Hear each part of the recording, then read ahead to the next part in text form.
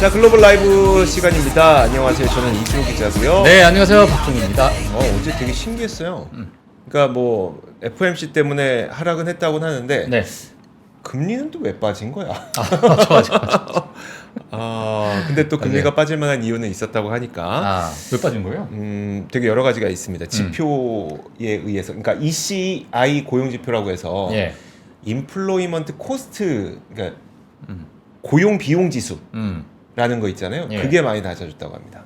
아. 그러니까 사실 우리가 고용 지표를 보는 이유는 뭐였었냐면 사장님들이 근로자를 고용하는데 비용이 많이 올라서 물가 상승 요인이 된다 이거였었잖아요. 네. 근데 그 고용 비용 지수라고 하는 게 사장님이 근로자를 고용할 때 비용이 얼마나 드는지를 보는 지표인데 이게 떨어지면 사실 뭐 금리 인하에 대한 기대감이 없다고 하더라도 물가가 월급이 줄어든 건 아니고 그런 거죠. 월급이 줄어들었다고요? 네. 그러니까 마이너스가 아니라 그 상승률이 줄어든 거죠.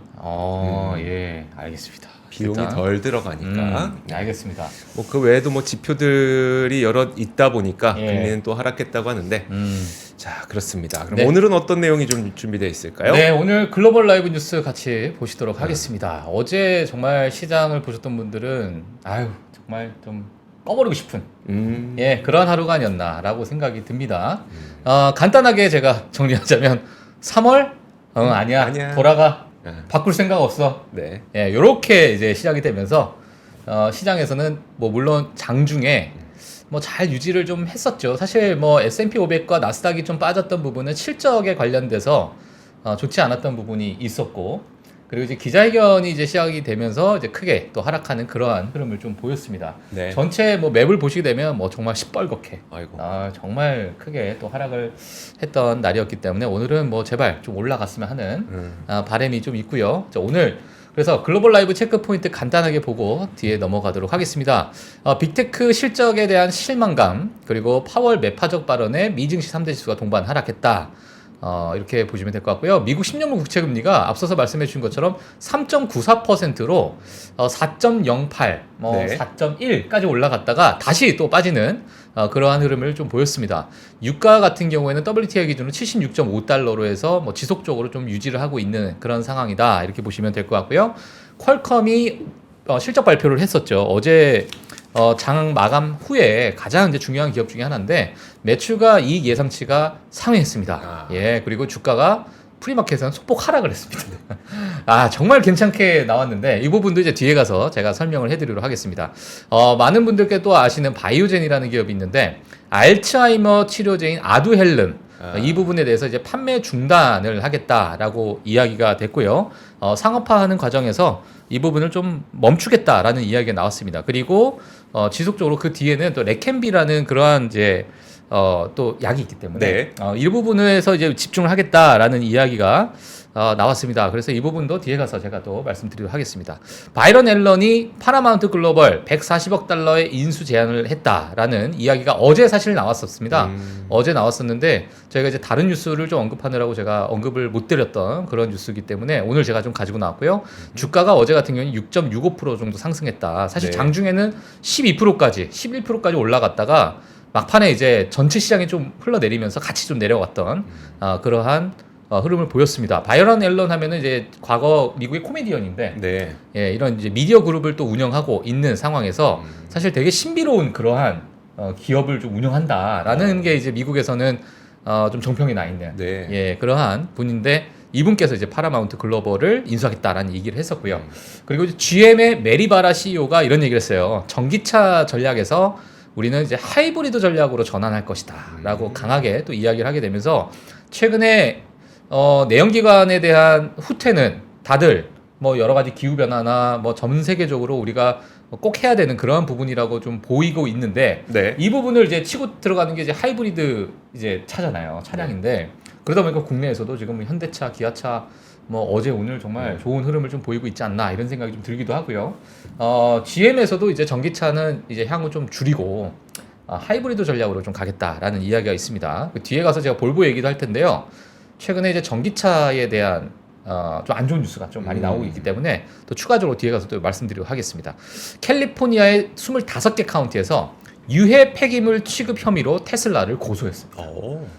이거는 이제 배터리에 관련된 네. 여러 이제 부분인데요. 이건 뭐 모르겠어요. 일단 외신에서는 많이 다루고 있는 상황이긴 하지만 이 부분이 어떻게 또 진행될지는 추가적으로 좀 저희가 지켜봐야 될 것 같다. 이렇게 보여지고 있습니다. 자, 많은 분들도 아시는 쉘 에너지 기업이죠. 실적이 또 예상치를 상회했습니다. 그리고 35억 달러 규모의 자사주 매입까지 발표하게 되면서 프리마켓에서 또 2.16% 상승하는 그러한 모습을 보이고 있다. 정말 미국 시장을 보게 되면 자사주 매입 발표 정말 많이 듣게 되는데 네.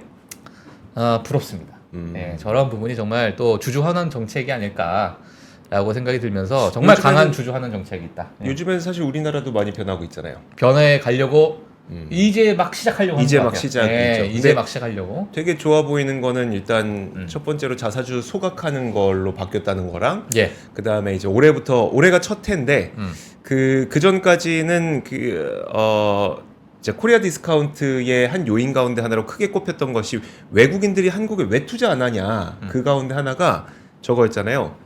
우리는 주주 명부가 12월 말에 폐쇄가 되고 그 사람들을 대상으로 다음 연도 3월에 있는 주주총회에서 배당을 결정을 하잖아요. 그럼 12월 말에 있었던 그 만약에 외국인 투자자가 쳤을 때 야, 우리 배당 얼마나 하는 거야 도대체? 그래서 우리나라가 깜깜이 배당이라는 표현을 엄청 썼거든요. 그러면 외국인 투자자가 이 배당 수익률도 계산하지 못하는 상태에서 어떻게 우리나라에 장기 투자를 하겠냐. 이거를 좀 바꿔야 되지 않겠냐라고 했는데 이제 올해가 첫 해로 이제 그 배당 계획 발표하고 이미 계획 다 발표했죠. 예. 그 다음에 이제 주식을 투자할지 말지를 결정할 수 있게 올해부터 바뀌었기 때문에 그리고 예. 거기에 참여하는 기업들이 많기 때문에 예. 사실 뭐 참 많이 변하고 있습니다. 거버넌스 측면에서도. 예. 정말 좋은 뉴스입니다, 이거. 네. 예. 근데 왜 이제 했을까요? 이제 다 돼서 왜 이제 했을까? 왜 이제 조금 했을까? 일찍 해주지. 네? 그러니까. 알겠습니다. 근데 아직도 저는 이제 주주 환원과 관련해서는 좀 많이 부족하다고 느끼는 것은 무엇이냐면 우리가 미국 기업을 볼 때 주주 환원의 경우에는 예. 지속적이잖아요. 그러니까 예를 들어 애플이 올해 뭐 900억 달러의 그 자사주를 소각했으면 내년에도 그 이상 뭐 그것과 그렇죠. 비슷한 그 이상을 네. 해줄 거라는 일종의 믿음이 있잖아요. 이거는 뭐 영업 환경에 따라서 달라질 수는 있겠지만 일종의 믿음이 있고 배당을 올해 뭐 0.5% 해줬으면 내년에도 그래도 주가 올라도 0.5% 정도는 해주거나 아니면 배당금을 좀 올려서라도 이걸 맞춰주거나 예. 할 거라는 이제 믿음이 있잖아요. 그 신뢰가 이제 우리나라에는 없었는데 이제는 좀 생기기 시작해야 되지만 아직 그런 믿음까지 멀죠. 없다. 네, 아직은 아직은 사실 코리안 디스카운트라는 것 자체는 이런 많은 정책을 한다고 되는 게 아니라 네. 많은 이제 외국인 투자자들한테 선택을 받는 시장이 돼야지 이제 그 디스카운트가 사라지는 거기 그렇죠. 때문에 그 신뢰가 쌓는 과정이 뭐 얼마나 걸릴지는 뭐 앞으로 이제 이러다가 돈 못 번다고 다시 또 배당 없어요. 그렇죠. 이래 버리면 또 그게 우리 안 되는 거죠. 힘들어. 그래서 이건 못해. 이러면 또 이제 그렇죠. 물론 우리는 뭐 수출 주도의 국가이다 보니까 경기 예. 나빠지면은 좀 어려운 건 사실이긴 한데 또 장기적으로 보면 또 배당과 주주 환원에 대해서는 좋은 뉴스입니다. 네 그렇습니다. 알겠습니다. 자, 다음 뉴스로 넘어가도록 하겠습니다. 네. 이제 쉘 뉴스를 전해드렸고요. 자, 볼보 뉴스를 제가 전해드리도록 하겠습니다. 호실적 발표를 했어요. 이러니까 20%대 급등을 보여줬습니다. 하지만 여기서 이제 자회사 폴스타에 대한 자금 지원은 중단하겠다라는 이야기를 했습니다. 많은 분들께서 이제 폴스타 하게 되면 과거 뭐 리비안, 루시드 이런 기업들에 관심이 좀 있으셨을 때 네. 폴스타도 이제 어찌 보면 좀 럭셔리 전기차에 이제 속하는 그러한 기업으로 알고 있는데 이 폴스타가 이제 전기차로서 어떤 입지를 좀 다지기까지 볼보에서는 뭐 자금을 이제 계속 지원을 했었어요. 네. 근데 최근에 이제 전기차 시장의 둔화, 여러 가지 수요 둔화 때문에 이런 부분을 지원을 중단하겠다라고 이야기를 했고요. 그리고 더 나아가서 사실 볼보의 대주주가 지리자동차입니다. 중국에. 그렇죠. 네. 예, 그래서 이 폴스타 자체를 지리자동차에게 넘기겠다라는 이야기까지 이제 나오게 되면서 사실상 볼보와 이제 폴스타는 아예 이제 상관없는 네. 물론 뭐 상관이 없진 않겠으나 예 이제 뭐 직접적인 그런 상관은 없는 그런 회사가 되지 않을까 그런 뉴스가 좀 나왔습니다. 그래서 이 뉴스도 참고해 주시면 될 것 같고요. 자, 마지막 뉴스로 짐 크레이머 뉴스를 갖고 나왔는데 네. 최근에 있어서 이제 실적 발표가 나오게 되면서 인기 주식들이 좀 퇴각했다. 그래서 우리는 우리 투자자들한테 이제 얘기한 거예요. 그러니까 슬리퍼스를 사라. 그 슬리퍼스가 뭐냐면 잠자고 있는 주식들, 그러니까 저평가받는 주식들, 네. 오히려 관심을 좀 덜 가졌던 주식들, 이러한 주식들에 대한 관심을 가져야 되고, 이런 주식들을 사야 된다. 지겨운 주식. 예, 그렇죠. 어찌 성장도 보면 더 가겠네. 이런 얘기를 하게 되면서 아유 지금 오늘 구글 사야 되나? 예, 테슬라 조금 더 실어볼까? 그러니까 테슬라 실이라고 이런 생각이 저도 참. 잠깐 들어왔는데 참고만 하시면 될 것 같습니다. 진반꿀. 예. 자, 그래서 오늘 체크 포인트는 이렇게 하고요. 조금은 이제 디테일한 뉴스는 뒤에 가서 또 보도록 하겠습니다. 네. 첫 번째 뉴스입니다. 바이오젠입니다. 바이오젠 하게 되면 사실 개인 투자자분들, 국내 투자자분들도 많이 알고 계셨을 것 같아요. 알츠하이머로 정말 유명했던 그러한 기업입니다. 사실 시중에서 판매되는 아두헬름, 이 복용한 환자가 11월까지는 계속 사용할 수 있답니다. 올해 12월까지는 계속 사용할 수 있는데 회사 이제 관계자에 따르면 전 세계적으로 약 2,500명의 사람들이 아두헬름을 복용하고 있다라는 이야기인데 정말 적은 수예요, 사실은. 네. 예, 그래서 이 부분을 이제 상업화하는 것을 포기하겠다라는 얘기했는데 이제 의사들이요 알츠하이머 환자의 삶을 의미 있게 개선했다는 증거가 미약하다. 그러니까 효과가 그렇게 크지 않은 것 같은데 이런 얘기가 좀 나오고 있는 거죠. 이러다 보니까 보험사들 입장에서도 이 약이 엄청 비싸다고 합니다. 네. 예, 뭐 한 6,500달러인가 한 번 맞는데. 그러다 보니까 보험사들이 보험 적용도 이제 차단하거나 또는 제한하는 그런 상황이 좀 보여지고 있고요. 그리고 이제 보험 인상폭을 또 축소하는 메디케어가 이제 보험 혜택을 받을 수 없는 사람들에게 있어서 좀 엄격하게 좀 제한하겠다라는 이야기가 있었습니다. 사실 바이오젠에 만약에 혹시 아시는 분들은 과거에도 논란이 있었어요. 네. 왜냐하면 FDA 승인을 받는 그 과정에서 상당히 좀 논란이 있었는데 제가 이 부분만 제가 정리를 했습니다. 그래서 그냥 상식적으로만 알고 넘어가셔도 좋을 것 같다라는 차원에서 제가 정리를 한 거예요. 그래서 2019년에 3월입니다. 3월에 임상 3상 연구 결과에 대해서 논란이 있었어요. 아두헬름이 효과가 그렇게 큰 것 같지 않은데라고 나온 거예요. 그리고 2019년 10월에는 인지 저하 감소 결과를 발견했다. 회사 측에서. 네. 근데 이 데이터가 사실 과거에 쓰이지 않았던 데이터를 가지고 나오게 되면서 이 데이터를 보니까 야, 우리가 인지 저하가 좀 감소했어. 그러니까 이제 치매가 좀 어느 정도 해결되는 것 같아. 라는 부분을 다시 입장을 번복하게 됩니다. 근데 2020년 11월에 FDA에서 압도적인 반대로 말도 안 되는 소리 하지 마라. 압도적인 반대로 허가가 반대가 돼요. 네. 근데 2021년 6월에 FDA 신속 승인이 됩니다. 예. 그래서 이 신속 승인에 대해서 야, 어떻게 승인이 된 거야? 도대체. 그게 이제 2022년에 미국 의회 조사가 좀 들어가게 되고요. 이러다 보니까 줄 사이에서 약간의 부적절한 승인 과정이 있었다라는 것이 좀 나오게 됐지만 지속적으로 이제 승인한 상태에서 지금까지 오고 있는 상황인데 이 부분이 이제 부작용 발생률 그리고 약간의 좀 미미한 효과 이런 부분으로 인해서 결국에는 이제 상업화를 포기하게 됐다라고 오늘 발표가 나왔습니다. 하지만 그 바이오젠이 그러면 알츠하이머를 이제 안 하냐라는 게 아니라 사실 많은 파이프라인이 있어요. 그래서 2023년 4월 기준으로 보셨을 때 이미 승인을 받은 알츠하이머 이제 두 부분이 이제 녹색 부분이 있는데 이 중에 하나가 이제 아두헬름이고 나머지 하나가 앞서 말씀을 드렸던 리켄비입니다. 그래서 이렇게 보시면 될 것 같고요. 혹시나 바이오젠에 관련돼서 관심 있으신 분들은 다른 파이프라인도 있기 때문에 다른 어떠한 또 신약을 또 개발하고 있는지 또는 임상 2상, 임상 3상 여러 가지 좀 진행 속도가 있기 때문에 이 부분 좀 체크를 해주시면 될 것 같습니다. 네. 자, 그리고 다음 뉴스 바로 넘어가도록 하겠습니다. 이 이거 뉴스가 정말 무슨 일이 있었어요? 예, 가장 오늘 아마 핵심적인 뉴스가 아닐까라고 생각이 드는데 SBB 악몽이 다시 또 나타나나 뉴욕 커뮤니티 뱅코프가 어제 폭락을 했습니다. 사실 지금 38% 폭락돼 있다고 지금 제가 월스트리트저널에서 갖고 나왔는데 장중에요 거의 뭐 한 48% 50% 가까이 폭락하는 그런 사태가 있었어요. 이 내용을 좀 보게 되면 배당금을 좀 삭감하고 이제 뉴욕의 손실을 좀 기록을 했습니다. 그러다 보니까 주가가 크게 급락을 했는데 이러다 보니까 이와 유사한 많은 지역 은행의 대출 기간에 대한 우려가 다시 월가에서 나오고 있는 상황입니다. 5억 5,200만 달러의 대손 충당금 설정으로 인해서 1억 8,500만 달러의 조정 손실을 좀 기록했다라는 이야기가 좀 나오고 있는 상황이고요. 이러한 충당금의 대부분이 상업용 부동산 포트폴리오에 할당되어 있었다라는 이야기가 있었고 다른 대출기관과 마찬가지로 팬데믹으로 인한 사무실 공실 때문에 이 지역 은행이 크게 때를 맞았다.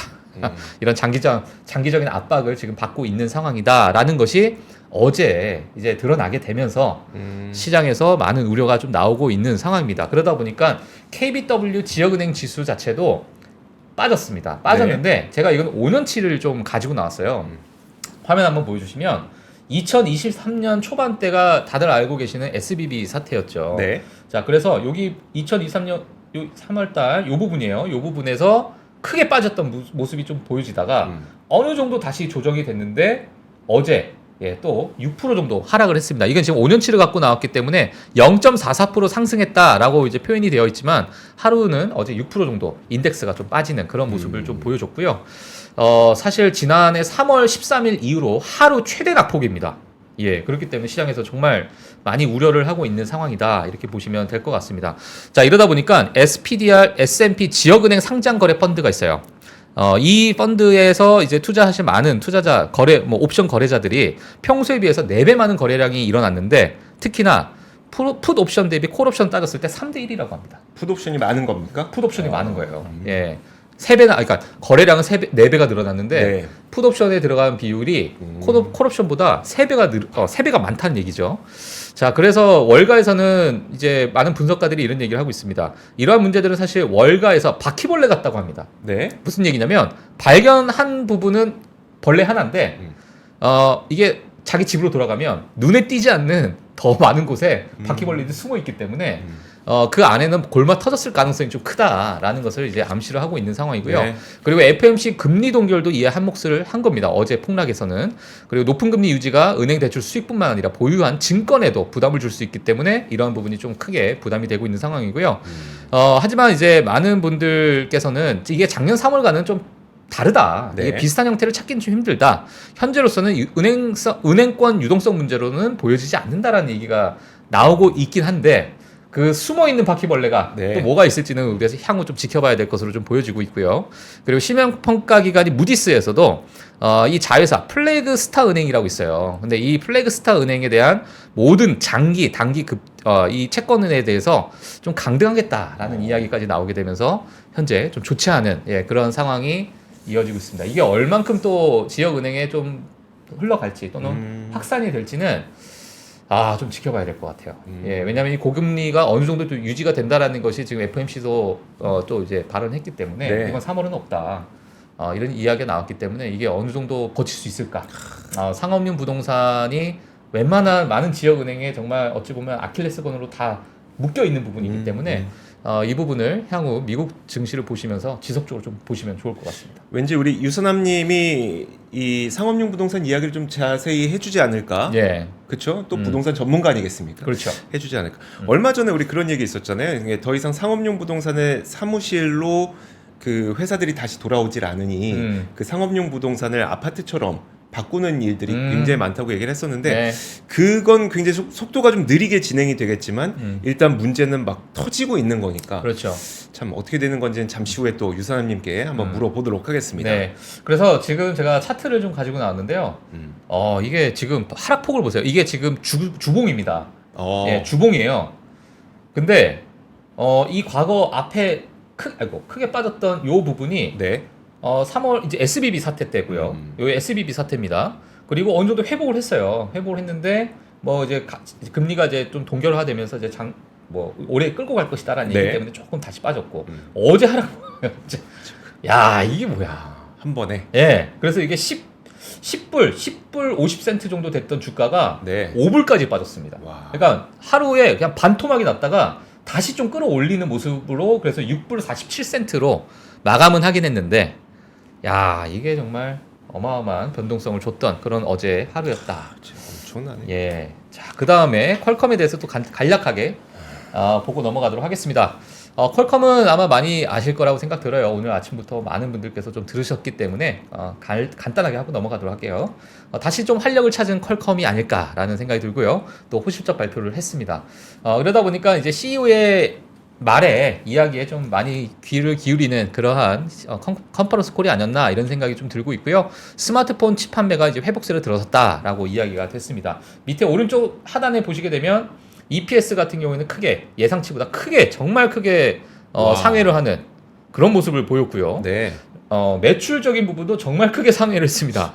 예, 이 정도면 뭐 정말 서프라이즈를 그냥 한 방에 날려준 네. 그러한 실적이 아닐까라고 생각이 드는데 CEO의 말을 좀 빌어서 말씀을 전달해드리면 2023년은 교정의 해였다. 약간의 뭐 변동성 우리가 좀 시장에 있어서 우리가 약간 침체 기간 또는 우리가 좀 바꿔야 될 기간 뭐 체질 개선도 좀 하고 뭐 이런 해였다. 뭐 이런 얘기고 이제 괜찮다. 네. 얘기를 했습니다. 전 세계 휴대폰 판매량이 전년 대비 변동 없을 것이다라고 얘기하면서 2023년도 지속적인 휴대폰 판매량에 대해서 좀 긍정적인 가이던스를 좀 이야기를 했고요. 그리고 이제 특히 지난 1월에 출시된 삼성의 AI 스마트폰 새로운 계약을 통해서 지속될 것이라 생각한다라고 이야기를 했고요.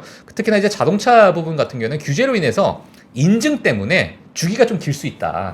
그래서 수년이 좀 걸리는 것은 이건 어쩔 수 없는 부분이다라는 이야기를 했고, 그리고 애플과 2027년 3월까지 라이센스 계약 연장에 합의했다라는 네. 이야기가 되면서 뭐 퀄컴은 정말 뭐 온 디바이스가 정말 화랑이 되고 시장에서 너도 나도 AI 스마트폰을 많이 쓰게 된다면 앞으로 최대 수혜주가 또 퀄컴이 되지 않을까라는 생각이 좀 들고 있습니다. 자, 그래서 뭐 비슷한 차트, 비슷한 그래프를 몇 개만 좀 보여주고 마무리하도록 할게요.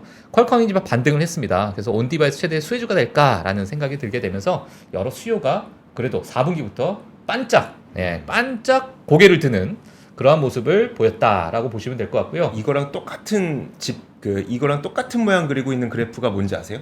어떤 거요? 우리나라 수출 지표. 아, 그래요? 이거 진짜 똑같습니다. 진짜 똑같습니다. 오, 아, 알겠습니다. 다행이네요. 그래도. 그러니까 반도체에 우리가 비중이 워낙 크다 보니까 예. 좀 그래요. 예, 그리고 이제 주춤했던 매출 성장도 다시 튀어 올랐습니다. 지금 보시게 되면 2022년 4분기부터 2023년 3분기까지 지속적으로 하락하고, 이때는 정말 우리 스마트폰 너무 다 쓰고 있고 포화 상태야. 이제 안 써. 네. 그리고 경기 침체라며. 우리 쓰던 거 그냥 2, 3년 더 쓰자. 이렇게 됐는데 최근에 다시 바꾸고 있나 봐요. AI 스마트폰이 나오게 되면서.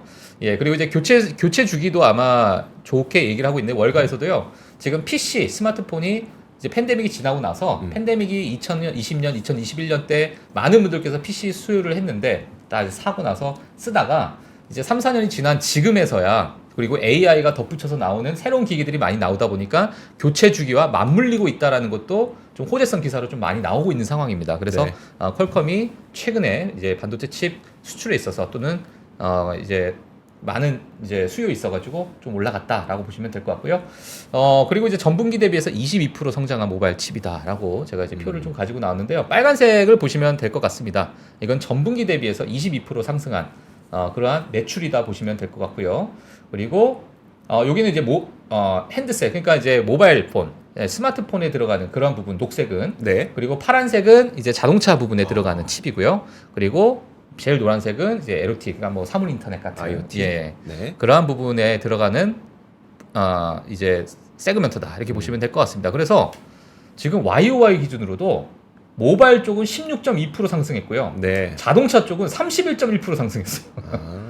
예. 그래서 과거 밑에 보시게 되면 분기별로 보게 되면 마이너스 성장률을 보인 적이 정말 많죠. 네. 예, 중간중간에 마이너스 많이 보이죠. 예, 근데 올해 이제 4분기 들어가서 2024년 1분기 예상 수익률인가 보네요, 이거는. 네, 그래서 이때 발표가 나온 겁니다. 네. 이번에 발표 나온 건데 이렇게 이제 성장률을 보여줬다 이렇게 보시면 될 것 같습니다. 네. 근데 그러면 저기 보이는 2분기, 3분기 거기는 뭐 마이너스 16 그리고 3분기에는 마이너스 25 예. 또 4분기에는 마이너스 26 더 나빠지잖아요. 그럼 다음 분기부터는 이거 기저효과 때문에 조금만 좋아도 더 잘 나올 수도 있겠네요. 그렇죠. 그래서 이러한 부분이 지금 2024년 요 빨간색이 이제 1분기 때 발표한 실적이기 때문에 네. 이 실적을 한번 보시면서 또 퀄컴을 지켜보시면 좋을 것 같습니다.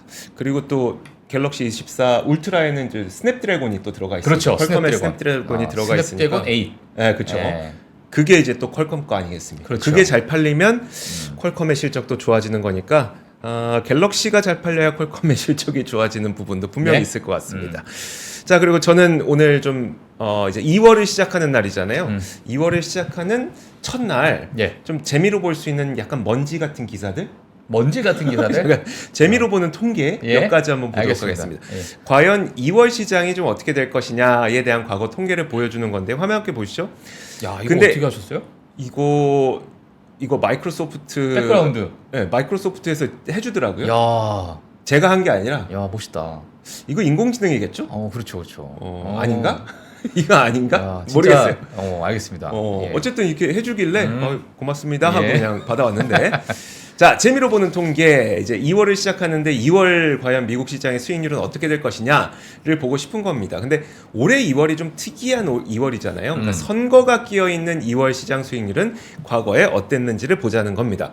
기사 하나를 한번 보시면은 일단 좀 약간은 부정적이긴 한데 뭐냐면 선거가 있었던 2월 시장은 다소 고통스러웠다. suffer라는 단어를 썼죠. 이제 2월이 원래 좀 고통스러운 해인데 그 선거가 있었던 해에는 조금 더 심했다라는 게 마켓워치의 오늘자 기사입니다. 이 통상적으로 봤을 때 월별 수익률을 보면은 1월 잘 올라갑니다. 뭐 1월은 대체로 잘 올라가고 맨 왼쪽에 있는 가장 짙은 그래프가 다우 지수고요. 예. 가운데 있는 중간 짙은 파란색이 S&P 500, 가장 오른편에 있는 가장 연한 하늘색이 나스닥이라고 보시면 돼요. 그래서 뭐 1월에 잘 올라가고 2월에는 나스닥은 올라가는데 다우와 S&P 500은 좀 하락하고 3, 4 다 잘 올라가고 이거 표시가 여기요? 표시가 되죠? 네. 되는군요.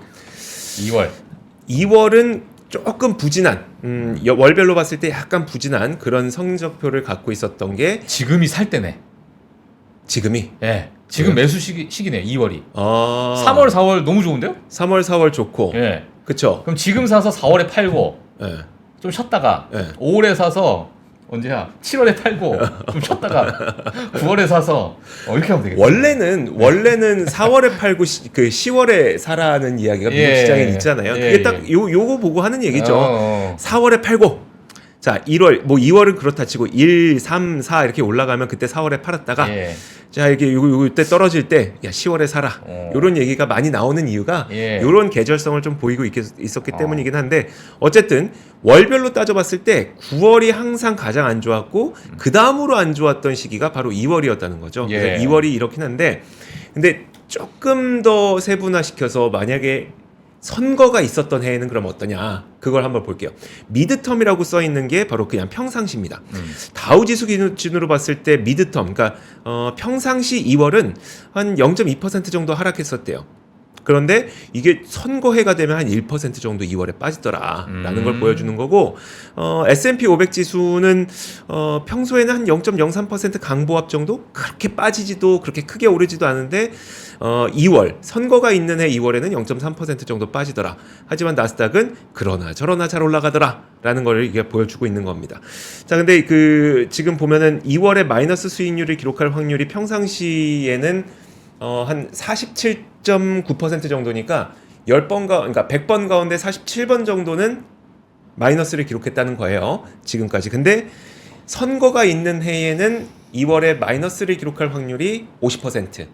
10번 중 5번은 꼭 마이너스를 기록하더라. 그래서 사실 2월이 원래도 약간은 그렇게 좋은 성적을 못 내는 월이긴 한데 특히 선거가 있었던 해 2월에는 조금 더 그 나빴던 확률은 더 높아지더라. 네. 근데 항상 우리가 하는 얘기가 통계는 믿지 말자.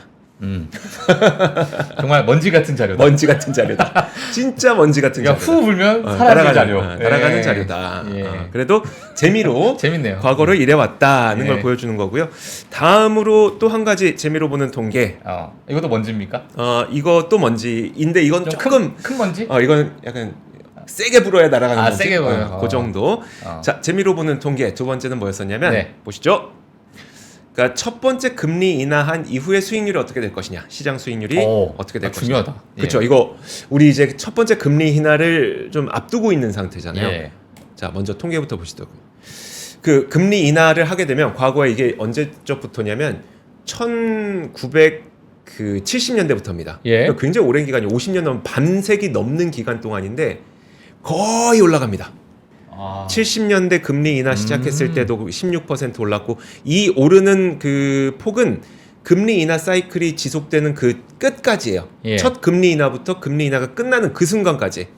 그래서 그 기간이 70년대에는 16% 그리고 뭐 그 다음에 56% 오른 때도 있고 1980년대 보면 3년 동안 9% 올랐던 때도 있고 1984년 보면 2년 동안 52% 급등한 때도 있고 막 네. 이렇게 많이 올라갑니다. 많이 올라가는데 여기에서 좀 그 CFRA 그러니까 네드 데이비스 리서치에서 여기에서 약간의 오류를 놓치면 안 된다라는 예. 조언을 한 겁니다. 예. 그 오류가 뭐냐면 예컨대 지금 보면은 1989년 표를 한번 볼게요. 1989년부터 92년까지 3년 동안 29%가 올랐잖아요. 예. 3년 동안 29% 오른 건 알겠는데 그 중간에 무슨 일이 있었냐?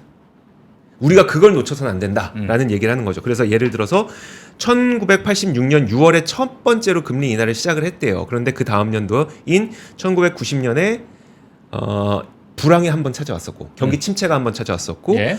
그 당시에 이라크가 쿠웨이트를 침공하면서 유가가 급등했고 그때 1990년 한 해만 놓고 보면 7%가 하락했더라. 근데 7% 하락하고 그 다음에 91년, 92년 다시 올라오면서 29% 올라온 거기 때문에 우리가 금리 인하가 되면은 무조건 오릅니다라고 하기에는 그 중간에 일어나는 일들이 너무 많다는 거죠. 그리고 또 한 번이 이제 2001년은 뭐 닷컴 버블 때 아무리 금리를 인하한다고 하더라도 하락했던 경우도 있었고 예. 그리고 그 다음으로 보는 게 2007년, 2008년 이때인데 사실 글로벌 금융위기 당시도 금리를 인하하는 2007년부터 2014년까지 굉장히 오랜 기간 아닙니까? 이거 7년 넘게 걸리지 맞아요. 않았습니까? 예. 그동안 지수가 33% 올랐지만 여러분들 아시겠지만 2007년 이후에 한 3.5% 올라간 이후 2008년에 또 폭락했었잖아요. 그러니까 그 금리를 인하하는 그 시기에 진짜 그러니까 무탈하게 정말 무탈하게 아무 일도 없이 그냥 금리 인하하면서 시장이 쭉 올라갔던 그런 케이스는 참 힘들다는 거죠. 그런 케이스가 발생하기는 참 힘들다는 거고 그래서 그 CFRA 샘 스토발도 말하는 게 경제에 아무런 피해 없이 금리를 낮출 확률은 높지 않다. 그래서 2024년이나 2025년쯤에는 가벼운 경기 침체가 있을 가능성도 염두를 해두고 이 금리 인하에 시장이 올라간다는 전망을 해야 된다라고 이야기를 하고 있습니다. 네. 저는 그래서 그게 참 인상 깊었어요. 항상 우리가 하는 얘기가 야 금리 인하하면 시장 올라가지 맞는 말인데 그 중간에 발생하는 여러 사건들이 빠진 채의 통계를 우리가 보는 경우가 많기 때문에 네. 그 중간에 있었던 일들도 우리는 꼭 기억하자라는 취지였습니다. 그 마지막에도 사실 43% 상승했는데 팬데믹 때 네, 그 폭락했을 때 안 판 사람이 있었을까? 어떻게 하셨어요? 예? 어떻게 하셨어요? 어떻게 하셨어요? 네. 네. 그때 어떻게 하셨어요? 아 저요? 저는 그때 제가 주식을 안 갖고 있었던 해인 것 같아요. 예. 사야 되나? 뭐 이런 것도 있었고. 예. 그래서 저는 거의 한 90% 유지하고 있었어요. 아 가지고 있었어요? 왜냐하면 순식간에 그렇지, 흘러내리는데 순식간이었으니까. 순식간에 흘러내리는데 예. 손을 쓸 수가 없더라고요. 한 10% 정도 갖고 이제 선물 좀 했었고 그때 선물 좀 했었고 그거 말고는 그냥 거의 다 그냥 뒀었죠. 근데 그런 결정을 하실 분들 많이 있으시겠죠? 있으시겠죠. 아니면 그때 저도 폭락을 한번 맞았구나. 있었다. 그거 진짜 주식이 있었다.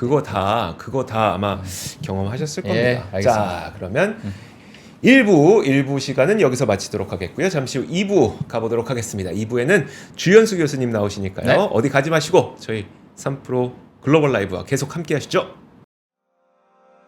장 시작 전부터 종료까지 쏟아지는 수많은 뉴스와 정보들.